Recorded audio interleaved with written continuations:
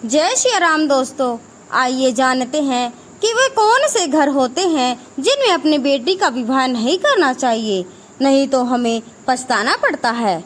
एक बार माता लक्ष्मी श्री हरि नारायण से पूछती है कि हे प्रभु, मैं आपसे 3 प्रश्न पूछना चाहती हूँ, कृपया मेरे प्रश्नों का उत्तर दें। तब माता लक्ष्मी पूछती है, हे प्रभु, मेरा पहला प्रश्न है, वह कौन सा घर है जहाँ एक पिता को अपनी कन्या का विवाह कभी नहीं करना चाहिए।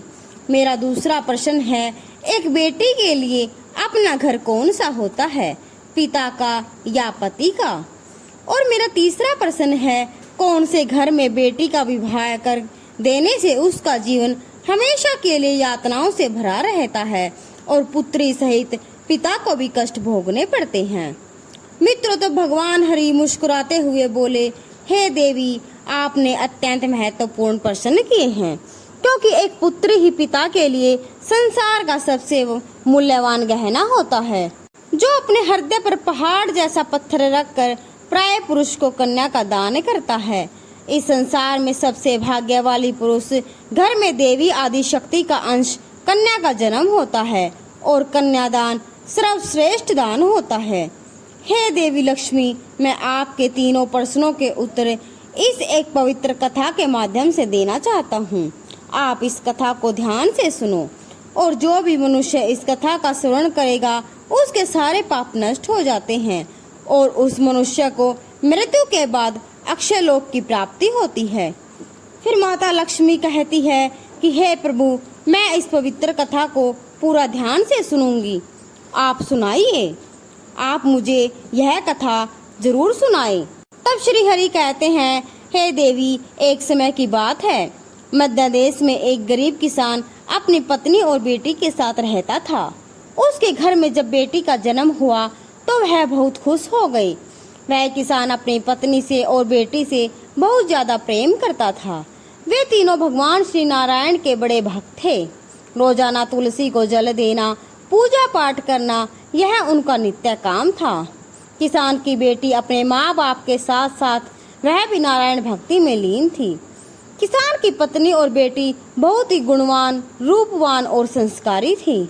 भगवान श्री हरि कहते हैं, हे देवी लक्ष्मी, किसान अत्यंत गरीब होने के कारण नगर के एक व्यापारी सेठ के पास खेती के काम के लिए जाया करता था। उस सेठ का स्वभाव बहुत अच्छा था। वह किसान कई सालों से उनके यहाँ पर काम करता था। उस किसान की बेटी हर दिन अपने पिता के लिए घर से दोपहर का भोजन लेकर उस सेठ के खेत में जाती थी। यह सिलसिला कई सालों तक चलता रहा। वह हर दिन अपने पिता का भोजन बनाकर खेत में ले जाती थी। वह सेठ हर दिन उस बेटी को देखता था और उस पर नजर रखता था। इस तरह कई और साल बीत गए। फिर किसान की बेटी जवान हो गई। फिर हर दिन की तरह किसान की बेटी खाना लेकर खेत में आई थी। उस दिन किसान और सेठ साथ में बैठकर खेती के कामों के बारे में चर्चा कर रहे थे। जब सेठ की नजर उस लड़की पर पड़ी तो उसकी सुंदरता और संस्कारों को देखकर वह मोहजाल में पड़ गया। उसके मन में ख्याल आया कि क्यों न मैं इस लड़की को अपनी बहू बना लूं। थोड़ी देर के बाद किसान की बेटी वहां से चली गई। तब सेठ ने अपने मन की गुप्त बात किसान से कह डाली और बोला, हे भाई, तुम बहुत दिनों से मेरे यहाँ काम करते हो, लेकिन मैंने तुम जैसे आज तक कुछ नहीं मांगा, किंतु अगर तुम बुरा न मानो तो क्या तुम अपनी बेटी का विवाह मेरे बेटे के साथ कर दोगे। सेठ के मुंह से ऐसी बात सुनकर उसकी खुशी का ठिकाना ना रहा, किंतु किसान ने हिचकिचाते हुए बोला कि सेठ जी, मैं आपकी बातों से सहमत हूँ, किंतु इस विवाह के बारे में मुझे अपनी पत्नी और बेटी की राय लेनी चाहिए। तब सेठ ने बोला, मित्र, क्यों नहीं, तुम जरूर अपनी राय और उनकी राय मुझे बताओ। मित्रों, भगवान श्री हरि कहते हैं कि हे देवी लक्ष्मी, जब भी किसी स्त्री या पुरुष का विवाह करना हो तो उनके मन की बात जानकर ही माता पिता को उनके भविष्य के निर्णय लेने चाहिए। जब रात में किसान ने अपनी पत्नी और बेटी से इस विवाह के बारे में पूछा तो उन्होंने एक साथ ही हाँ में जवाब दिया। वैसे भी किसान की पत्नी हमेशा से चाहती थी कि उसकी बेटी किसी राजघराने में राज करे। मित्रों, फिर भगवान श्री हरि कहते हैं कि हे देवी लक्ष्मी, वहीं दूसरी ओर जब सेठ ने विवाह की बात अपनी पत्नी और बेटे से कही तो उन दोनों ने इस रिश्ते को नापसंद किया, क्योंकि सेठ की पत्नी बहुत लालची और दुष्ट स्वभाव की थी तथा उसका बेटा भी निकम्मा और लालची स्वभाव का था। तभी सेठ की पत्नी बोली, हाय हाय, आपकी क्या मति भ्रष्ट हो गई है जो आप एक भिखारी को बहू बनाना चाहते हो। मैं तो क्या, मेरी जूती भी ऐसे घर में कदम न रखे। और सेठ का बेटा भी अपनी माँ की जैसे तेवर दिखाते हुए बोला, पिताजी, क्यों आप मेरी जिंदगी खराब करना चाहते हैं। मेरे दोस्त और हमारे नातेदार हम पर थू थू करेंगे। सेठ को लगता था कि अगर ऐसी अच्छी बहू से मिल जाए तो उनके घर की तरक्की होगी, घर में शांति बनी रहेगी और बेटा भी उसके काम में हाथ बटाएगा। लेकिन घर वालों की ऐसी बात सुनकर सेठ को बहुत गुस्सा आया और सेठ ने कहा, अब इस घर की बहू तो केवल उस किसान की बेटी ही बनेगी। उस घर में सेठ का ही राज चलता था, इसलिए उसने जबरदस्ती अपनी पत्नी और बेटे को मना लिया।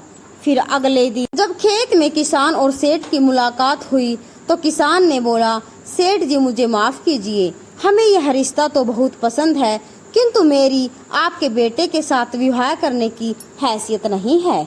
तब सेठ ने मुस्कुराते हुए कहा, बस इतनी सी बात है, तुम जितना चाहे खर्च करो, तुम्हें जितने भी धन की आवश्यकता हो तुम्हें हमारे मुंशी जी देंगे। तब सेठ ने मुंशी से कहा, देखो, यह हमारे होने वाले समधी हैं, इन्हें जो चाहे वह सब कुछ दे दो। फिर उस किसान ने बड़ी धूमधाम से अपनी बेटी की शादी उस सेठ के बेटे से कर दी। किसान की बेटी ने भी ईश्वर का नाम लेकर उसके साथ 7 फेरे लिए और वह अपने ससुराल में चली गई। फिर क्या था, सेठ का बेटा पत्नी को छोड़ अपनी एक प्रेमिका के साथ रहने लगा और आए दिन सास बहू के बीच झगड़ा होने लगी।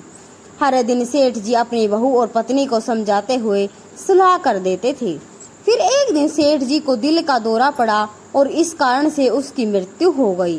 तब सबसे ज्यादा दुख उस किसान की बेटी को ही हुआ था, जबकि सेठ की पत्नी और बेटा बहुत खुश हुए, क्योंकि अब उन्हें टोकने वाला कोई न था। मित्रों, भगवान श्री हरि कहते हैं, हे देवी लक्ष्मी, अब तो किसान की बेटी के बहुत बुरे दिन शुरू हो गए। जब भी झगड़े होते तो वह अपने मायके में जाती और लेकिन किसान और उसकी पत्नी हमेशा उसको समझाकर वापस ससुराल भेजते रहे। यह सिलसिला कई महीनों तक चलता रहा। फिर एक दिन सेठ के बेटे ने किसान को काम से निकाल दिया और उसे बहुत भला बुरा और अपशब्द कहे।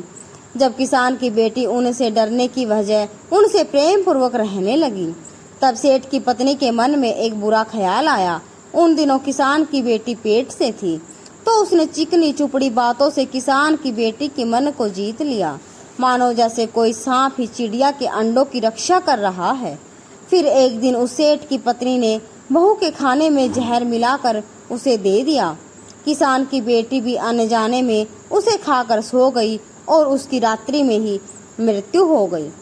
इधर सेठ की पत्नी ने अन्य नगरवासियों को कहा कि उनकी बहू ने जहर खाकर आत्महत्या की है। साथ ही उसने किसान को भी यह संदेश भेज दिया कि तुम अपनी बेटी के शव को ले जाओ। जब यह बात किसान और उसकी पत्नी को पता चली तो उनके धीरज का बांध टूट गया और उन्होंने बेटी की मृत शरीर को घर लाकर उसका अंतिम संस्कार किया। उसके बाद दूसरे दिन किसान न्याय मांगने के लिए राजा के दरबार में गया और उसने सारी हकीकत राजा को सुनाई। जब राजा ने दरबार लगाया तो सेठ के बेटे ने धन के लालच में राजा के मंत्रियों को खरीद लिया, जिस कारण से किसान के पास कोई सबूत नहीं था कि उसकी बेटी ने आत्महत्या की हो। राजा ने भी सेठ की पत्नी और बेटे को निर्दोष करार देते हुए छोड़ दिया और दूसरी तरफ किसान और उसकी पत्नी हताश होकर उस नगर को छोड़कर एक मठ में चले गए और नारायण की पूजा में लीन हो गई। भगवान श्री हरि कहते हैं, हे देवी लक्ष्मी, किसान की बेटी पवित्र और सच्ची भक्त होने के कारण उसे स्वर्ग मिल गया और कुछ दिनों के बाद किसान और उसकी पत्नी की मृत्यु हो गई, उन्हें भी स्वर्ग की प्राप्ति हुई। फिर भगवान श्री हरि कहते हैं, हे देवी लक्ष्मी, तुम्हारा पहला प्रश्न था कि वह कौन सा घर है जहाँ एक पिता को अपनी कन्या का विवाह कभी नहीं करना चाहिए। तो यह घर इस सेठ का है जो अत्यधिक धनवान था। जहाँ पर उसकी कन्या सुखपूर्वक जीने की बजाय दुख भोग रही थी। इसलिए किसी भी पिता को अपनी कन्या का तथा भाई का बहन का विवाह ऐसे घर में नहीं करना चाहिए जिस घर में पुत्र वधू का मान सम्मान न मिलता हो। उसके साथ प्रेम पूर्वक व्यवहार ना किया जाए, उसके साथ केवल एक कसाई के दाव पर बंधी हुई गाय के जैसे व्यवहार किया जाए, जिसके मन में हर क्षण तड़पाने वाली मृत्यु का भय हो। दूसरी बात, अगर स्त्री पुरुष एक दूसरे को पसंद न करते हो तो ऐसा विवाह दोनों के जीवन को बर्बाद कर देता है। तीसरी बात, जिस पुरुष के साथ कन्या का विवाह होने वाला है वह उसके योग्य हो, जिसे हर समय एक जिम्मेदारी से संभाल कर रखे, उसके मन को जीत कर उससे ही प्रेम करे। जब भी किसी के लिए रिश्ते देखे जाएं तो वह बहुत दूर के ना हो, ना ही नजदीकी के हों। कभी मामा के यहाँ बुआ के घर नाता नहीं जोड़ना चाहिए। इसके बाद विवाद तो होते ही हैं, लेकिन समान वंश होने के कारण संतान मंद बुद्धि और शारीरिक विकलांग भी हो सकती है। अपनी कन्या का रिश्ता अन्य दूसरे प्रदेश में कभी ना करना चाहिए, क्योंकि उसके बुरे हालत में पिता या भाई की ओर से मदद मिले। फिर श्री हरि कहते हैं, हे देवी लक्ष्मी, की बात है किसी पिता को कन्या और भाई और को बहन का रिश्ता कभी अति धनवान घर में या अति गरीब घर में भी नहीं करना चाहिए। धनवान लोग उस स्त्री के साथ दासी के समान व्यवहार करते हैं और उसके माता पिता को भी सम्मान नहीं मिलता है, तथा अति गरीब घर में विवाह करने से उसे हमेशा अपनी जरूरत को पूरा करने के लिए अपने पिता या भाई के सहारे की जरूरत पड़ती है। जब भी रिश्ते की बात होती है तो उनके कुल और वंश को देखना आवश्यक होता है। असल में विवाह होने से समाज में प्रतिष्ठा कम हो जाती है और लोग हीन भावना से देखते हैं। साथ ही उस स्त्री को भी कई परेशानियों का सामना करना पड़ता है। श्री हरि कहते हैं, हे लक्ष्मी, आपका दूसरा प्रश्न था कि एक बेटी के लिए अपना घर कौन सा होता है, पिता का या पति का? तो शास्त्रों के अनुसार स्त्री का घर उसके पति का ही होता है। चाहे सुख हो या दुख, पति पत्नी को हमेशा साथ रहना चाहिए और हर हालत में एक दूसरे का साथ देना चाहिए। जैसे कि हमारी राम और सीता की जोड़ी थी। और आपका तीसरा प्रश्न था, कौन से घर में बेटी की शादी कर देने से उसका जीवन हमेशा के लिए यातना से भरा रहता है और कन्या सहित पिता को भी कष्ट भोगने पड़ते हैं। जिस घर में स्त्री को सम्मान न दिया जाता हो उसके साथ हमेशा ही तुच्छ प्रकार का अभद्र व्यवहार किया जाता है, या जिस घर में स्त्री पर पुरुषों से हाथ उठाया जाता हो, उसे आप शब्द बोले जाते हों, ऐसे घर में स्त्री का विवाह कभी नहीं करना चाहिए। देवी लक्ष्मी, अब मैंने आपके सारे प्रश्नों के उत्तर दे दिए हैं। तब माता लक्ष्मी कहती है, हे प्रभु, जिस घर में स्त्री के साथ दुर्व्यवहार किया जाता है उस घर से लक्ष्मी रुष्ट होकर चली जाती है। ऐसे घर में धन की हानि रहती है और घर गरीबी में चला जाता है।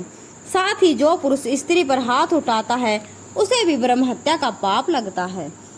तो दोस्तों, आज की कहानी आपको कैसी लगी? अगर कहानी पसंद आए तो वीडियो को लाइक और चैनल को सब्सक्राइब जरूर करें। जय श्री राम, जय श्री राम।